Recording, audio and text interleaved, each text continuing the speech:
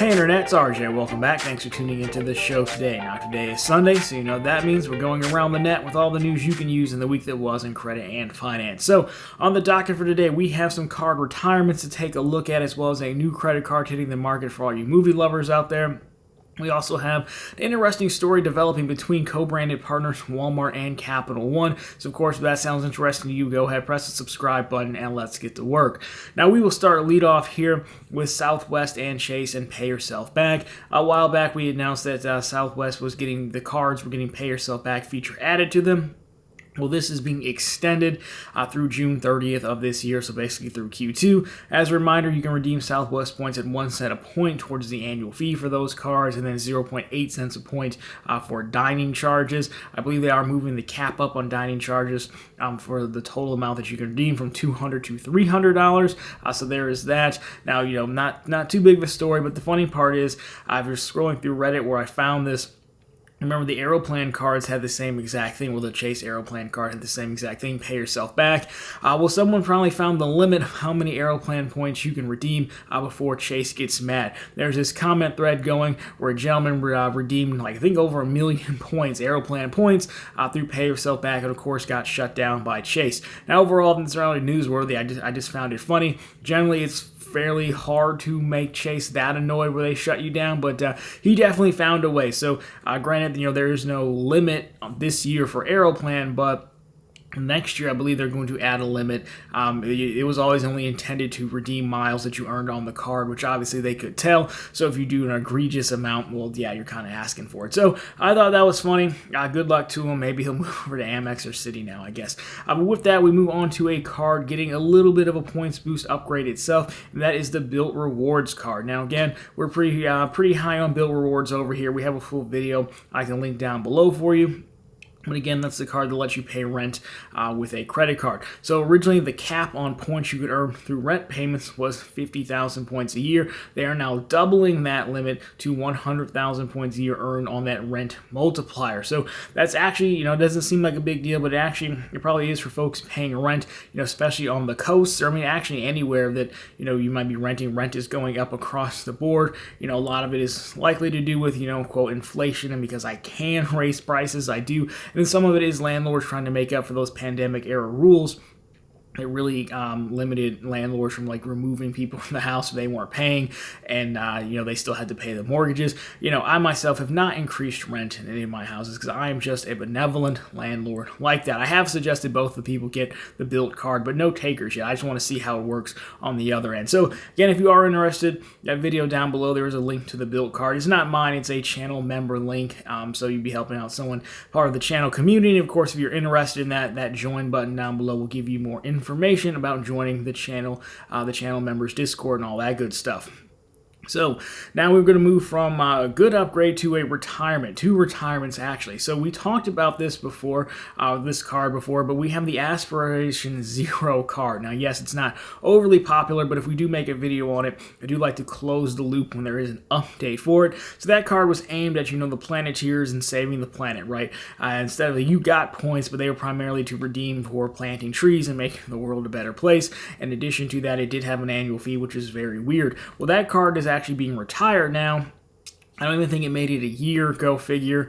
Now, you know, I'm torn between kind of laughing, like, of course, it never really had a chance, but, you know, they did try to take a shot and be good people, so I guess we shouldn't make fun of them too much for it, because, you know, they gave it a good try. Now, of course, Aspiration, all of Aspiration's other products will remain in play, just that credit card is being retired. And on top of that, we have a card that is now officially being retired from Chase, and that is the Starbucks card. Now, this card had stopped taking applications for a few months ago, actually. It's not really that good of a card, but now they're officially retiring it, and they're going to be converting your card to a Chase Freedom Flex. I think by May or June, we've got the full letter. I'll put on screen for you. So, first of all, of course, you know, if you don't have one Freedom Flex, you want to go apply for one because there's still a decent bonus on that card. You'd miss out if they just product change it for you, which, I mean, they're going to do anyways. So if you apply for it first, of course, which, again, most people probably know this, so this is really more just go tell people who don't know that you know that have the Starbucks card. Now, overall, the Starbucks card I'm always surprised that this one was so poor. Chase is generally pretty good at co-branded cards. So travel co-branded cards are one separate thing, but like these store cards like the Amazon card, and I know that Instacart card, DoorDash card were never popular here, but objectively, if you like those services and you don't care about the fees that those companies charge and you just generally like the service, well, those are pretty good offerings for that fan base. So Starbucks being as big as it is, I'm kind of surprised this one didn't catch on. I don't know whose fault it was. On one hand, I know it was basically like you earn a point for every $2 spent or their star system. So I mean, I guess you can't have people earning too many points too easily because the drinks can't be that expensive. I don't know. I don't really go there. But there was an annual fee, which seems aggressive and silly for a card like this that's meant to increase loyalty. So Starbucks had another partner at one point in the early 2000s. I assume they'll try this again somewhere else if they can get more favorable terms for them or what have you. So let me know where you think they should land. This seems like a card that, they're probably too good of a brand to end up with a Barclays, but Barclays is kind of the junk drawer of cards. Maybe a Capital One or a Citi, somebody like that. I could see trying to jump in on this. It might even be upscale enough to be like an Amex thing. They don't do too many co-branded cards. So there is that. But there is a co-branded card now in the market that will stand the test of time for sure. That is the AMC Entertainment Card. We're talking about AMC, the movie theater, right? So we talked about this a few months back. So AMC is officially launching a credit card. I guess it's not really co-branded with like the major issuers, but it was a good enough transition, right? So here it is. Here's the card in case you are interested. So no annual fee, which is nice. Multipliers here, they're giving it out in points. So 50 AMC Stubs points for every dollar spent at AMC, 20 Stubs points for every dollar on dining, groceries, and gas, and 10 Stubs points for every dollar spent on everything else. Your welcome offer, you're looking at if you spend $50 in the first 90 days, you could receive 50 bonus bucks. I don't believe that's like cash back that you could just use wherever you wanted. And then if you spend $250 a month, you can get a free large popcorn. You can do that for the first 6 months of card ownership. My oh my. Now it is worth noting that the points here, you can redeem them. So you redeem 5,000 Stubs points for a $5 reward. Then you can buy movie tickets and movie snacks. However, you do need to be a Stubs member to redeem for movie tickets. Insider members can only redeem for movie snacks. So there you go. That card is available. Now you can go and get it. It'll be interesting to see if they start trying to sell it in the movie theaters. Like similar how they do try to sell, airline credit cards on flights. Someone's walking around the aisles. I mean, I don't know. My opinion, my final thought on this one, nothing can beat MoviePass, right? MoviePass went for it. I heard it was actually back in another form, but MoviePass was the one to do, where basically you got the card. It wasn't a credit card, it was a membership. You just got to go to the movies for free. This is probably, if you like the movies, I guess. The popcorn thing is just laughable to spend $250 to get a free large popcorn. They couldn't even throw you like an IMAX ticket or something. So I guess, whatever. It's fine if you like the movies. So anyways, our last story of the day, it's a fairly interesting one. So Walmart and Capital One, they are credit card partners. Capital One does issue the Walmart credit card. I'll put it on screen for you. Well, at least they're partners for now, because Walmart is unhappy and they are suing Capital One, claiming that Capital One has not lived up to the agreements of their contract, specifically for two things. So first of all, they're claiming that Capital One failed to get credit cards out in a timely manner for like replacement cards to folks, things like that. The other one here is that Capital One failed to post charges to customers' accounts and credits in a timely manner. As an aside, it seems like failed is always the word people use. I don't know why. I don't know if I'm the only one who notices that. But anyways, that's what Walmart is saying. Of course, Capital One has a rebuttal and they disagree. Now, they do say this issue has been resolved. So apparently at one point in time, there was a little bit of an issue. And they also go on to say they believe Walmart is simply suing to get out of the contract and move on, because Walmart has actually said they want to launch another product.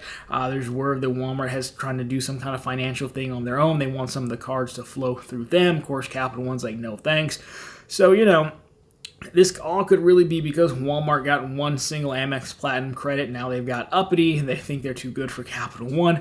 I don't really know. We don't know a ton about this. Will we ever know the truth for sure? Capital One did acknowledge that these problems were resolved.